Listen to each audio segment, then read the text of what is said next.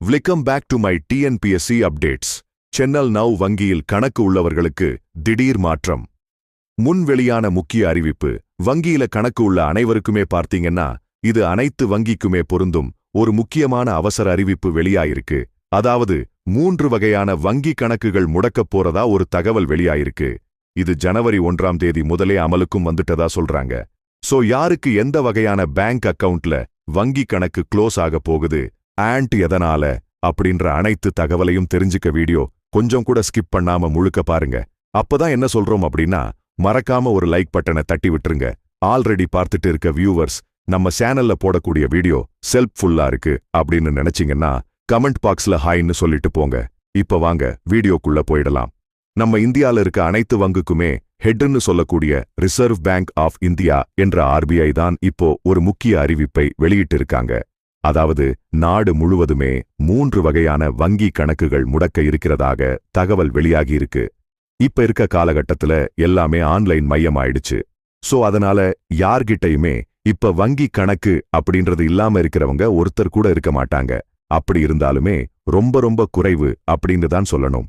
அதே நேரத்துல அந்த கணக்குகளை நுகர்வோர் சரியாக பயன்படுத்துவதில்லை என்ற புகார்கள் இருக்கின்றன. இந்நிலையில் பயன்பாட்டில் இல்லாத வங்கி கணக்குகள் இன்று முதல் முடக்கப்படுவதாக ரிசர்வ் வங்கி அறிவிப்பு எடுத்துள்ளது. சோ நிறைய பேர் நினைக்கலாம், நான் பயன்படுத்திட்டு தான் இருக்கேன், எனக்கு என்ன ப்ராப்ளம் வரப்போகுது அப்படின்னு சொல்லிட்டு. அப்படி கிடையாது. சோ பயன்படுத்தாததுலயே பாத்தீங்கன்னா 3 விதமா பிரிச்சு முடக்க போறதா சொல்லியிருக்கிறாங்க. அந்த 3 வகை என்னென்ன அப்படின்னு இப்ப 1 by 1 பார்க்கலாம். அதுல முதல்ல என்ன சொல்லியிருக்கிறாங்கன்னா, தொடர்ந்து 2 வருஷமா எந்த டிரான்சாக்சனும் நடத்தாம இருக்கக்கூடிய கணக்குகளை மூடப்படுறதா சொல்லியிருக்கிறாங்க. யாரெல்லாம் தொடர்ந்து 2 வருஷமா யூஸ் பண்ணாம இருக்கீங்களோ அவங்களுக்கெல்லாம் அவங்களோட பேங்க் அக்கவுண்ட் க்ளோஸ் ஆயிடும். ஜனவரி 1ஆம் தேதி முதலே ஆரம்பிச்சிருச்சு.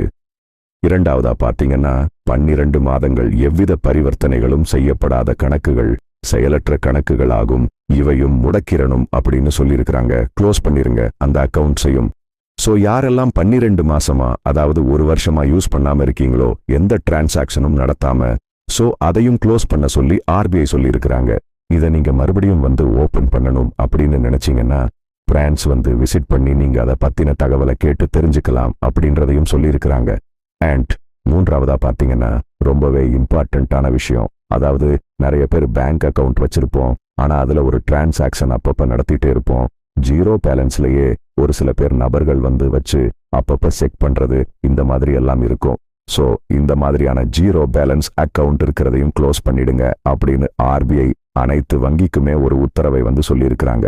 இன்கேஸ் நீங்க தெரியாததனமா யூஸ் பண்ணாம விட்டு க்ளோஸ் ஆயிடுச்சு அப்படின்னா இந்த 3 வகையில நீங்க உங்களோட பிரான்ச் விசிட் பண்ணி மறுபடியும் அதற்கான என்னென்ன நம்ம கொடுத்தா பேங்க் அக்கவுண்ட்டை கண்டினியூ பண்ண முடியும். பேங்கை விசிட் பண்ணிட்டு நீங்க ஓபன் பண்ணிக்கலாம் அப்படின்ற தகவலையும் ஆர்பிஐ சொல்லியிருக்கிறாங்க. சோ ஜனவரி 1 முதலே இந்த விதி அமலுக்கு வந்துருச்சு. ஆர்பிஐ இந்த புதிய ரூல் பத்தி நீங்க என்ன நினைக்கிறீங்க அப்படின்றத கமெண்ட் பாக்ஸ்ல சொல்லிட்டு போங்க.